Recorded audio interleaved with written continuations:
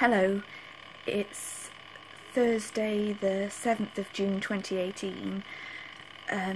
My social worker called me to say she was going to be a bit early, and I've just seen her car pulling into the driveway now, so we've got to have a serious chat.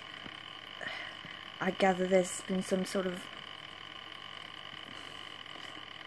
dispute between her and my mum.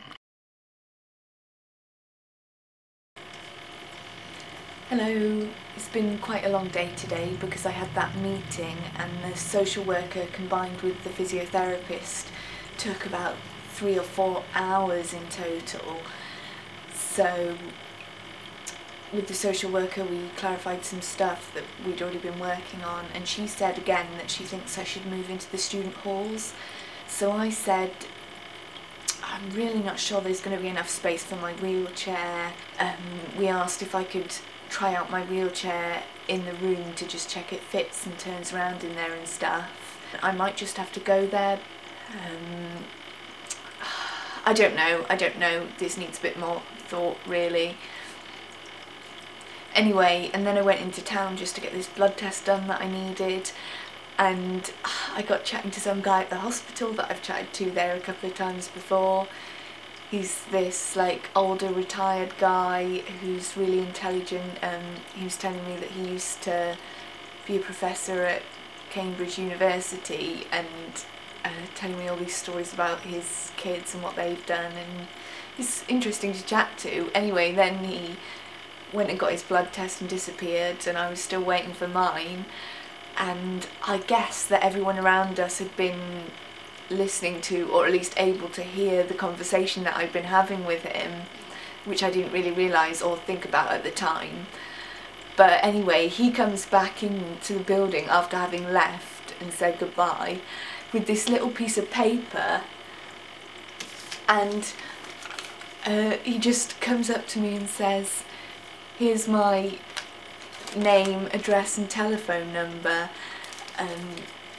And I folded it up neatly and put it in my pocket and said thank you, and he asked me if I'd like to go for a coffee sometime, so I said yeah, why not. I wasn't thinking about it in a romantic way, to be honest. He just seemed like an interesting guy that I might like to chat to.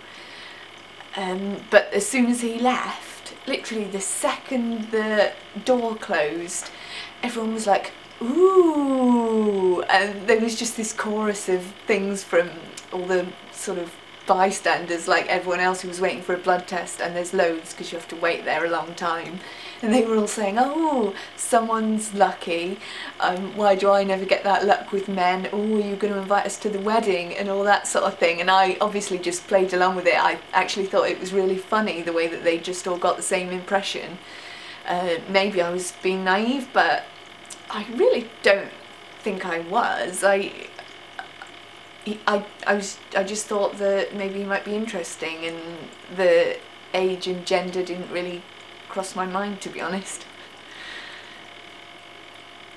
Oh, and then because I was in town to get that done, I decided to just go down to the park and have a little look around the shops, and I found this science fair, so I went in there.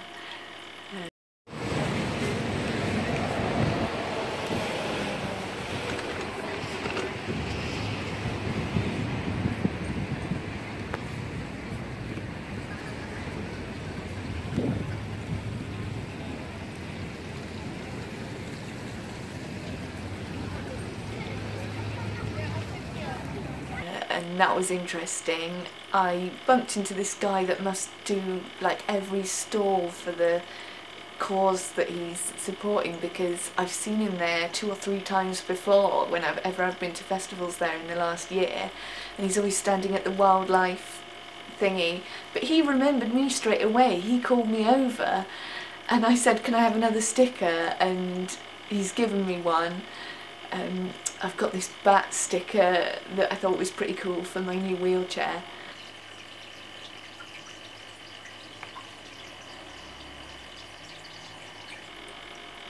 So it's been quite a fun day, even though I had some kind of boring stuff to do.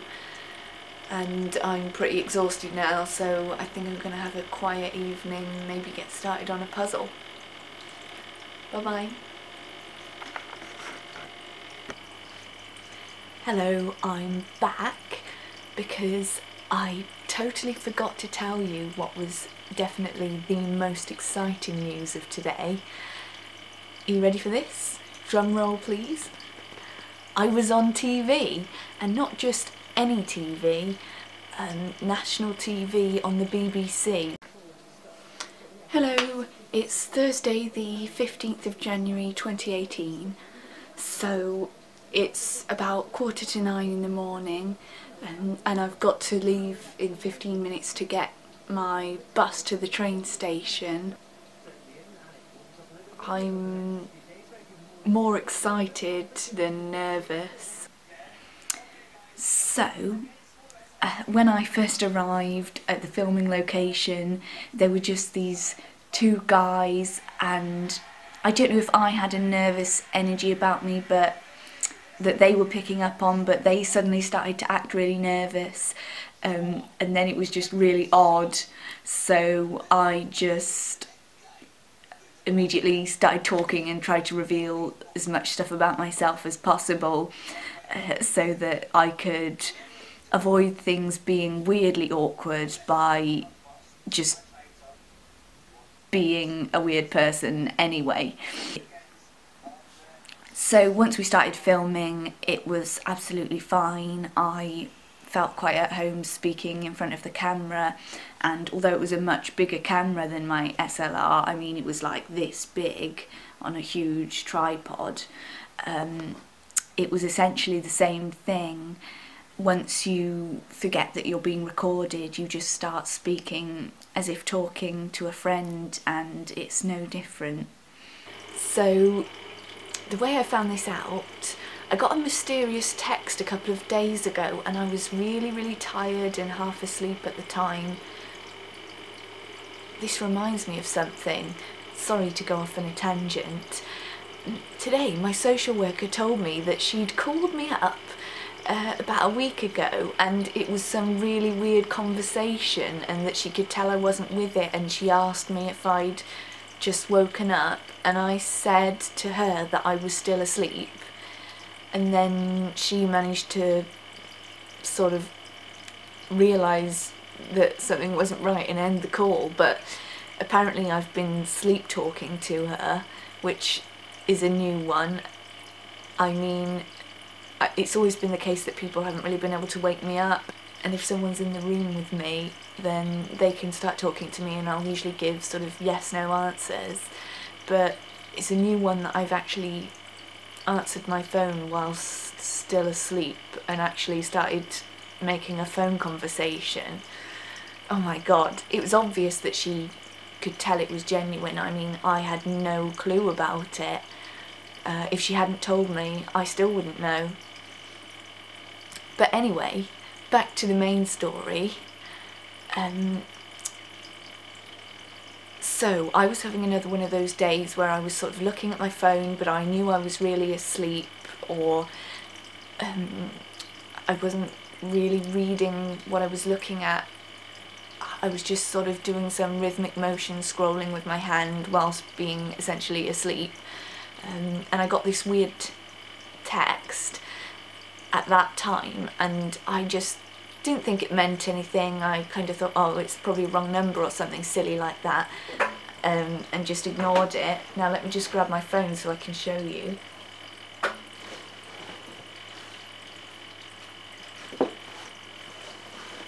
So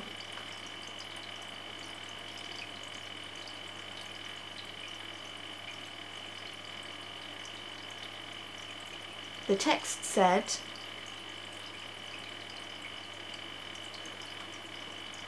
"Hi there, hope all is good with you. I've just found out that the programme is on BBC One tomorrow at 9 AM. I thought maybe, I don't know, when I came back to the text even, it still didn't quite make sense to me. I just had totally forgotten I'd done this filming at all.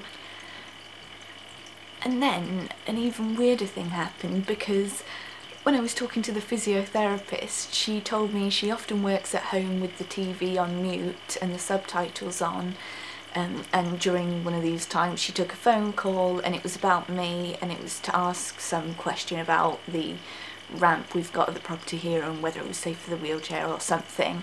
Anyway, she was just on the phone chatting to this guy about me, and she looked up, and on the TV was my face. It was me.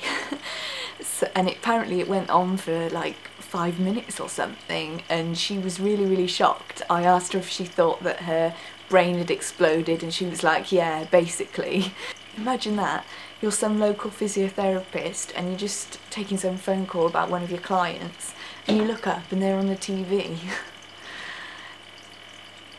Quite funny. So that reminded me again, and somehow I managed to forget again, but now what I'm going to do is try and find the programme on the online TV catch-up service, and if I can I'll get a little clip with me in it to show you. So fingers crossed I can find it. They both lived in Sheffield, in a council house in Sheffield. They didn't work and didn't have a big circle of friends. They appeared to be working towards a good cause. So I think generally people thought they were okay and trusted them. The couple later acquired business premises in Sheffield city centre and began hiring a team of dedicated fundraisers. That's me! Harriet Hyde saw the position advertised in a local job centre. She was immediately attracted to the prospect of working for a children's charity. Lynn came across as a very nice person who was just a little bit incompetent but had the right intentions. It always seemed as if she just wasn't very good at running a charity because she was just maybe just not very skilled in that area or not very experienced. Giving cash is the most popular way for people in the UK to donate to good causes. To exploit this, the Moores devised a simple and effective plan to raise funds. We would all have to go and actually carry out the collections that had previously been arranged. So we would go to the supermarket and we would stand there with the buckets and we would explain what the aim of the charity was as far as we understood it, and people would come, you know, buy their shopping and put in money, but people were putting in a lot of money. There were many bank accounts, and I believe it totalled in excess of £250,000. Hello, my lovely. How are you doing? Hey, you did a great job there. No spray. Glenn and Lynn Moore also deceived their staff, who thought the huge sums of cash they collected were destined to help disabled kids. They only learnt about the scam after heading in for what they thought was a normal day at work. The door was wide open, which isn't normal, and there were all these people in there, and when I looked properly, they were policemen, and there was all these papers they had, and the papers just everywhere, and papers flying up in the air almost, like they were just overturning everything. I thought there was somebody coming to do a deep clean because they were in white suits, weren't they? Yeah, I think it was because I thought they were cleaners. To contaminate the evidence. Yeah. I think that's what it was, you're right. They just said, oh yeah, it was a fraud, it's been shut down, and then started showing me a bunch of papers they had to sort of prove it to me, a bunch of papers, and then they just said, sorry, bye-bye. The police also obtained a warrant to conduct a surprise raid on Glenn and Lynn Moore's home. We found Lynn hiding in a wardrobe. I think it's fair to say they were shocked. You know, they weren't expecting our visit that day. So they were quickly just detained and taken to the police station. The police later discovered the Moores were making themselves rich whilst not paying their staff. But for Harriet Hyde, missing out on around £2,000 in wages was not the worst part of this despicable scam. It was the fact that I had been part of collecting money for what I thought was a legitimate charity, and there was no way to give that money back because it was just change that was put in a bucket. You couldn't go to that person and give them the money back. I didn't even know who they were, just passers-by in the supermarket. So that was what was upsetting more than the fact that I didn't have a job anymore. But putting the fraudsters behind bars wouldn't be straightforward.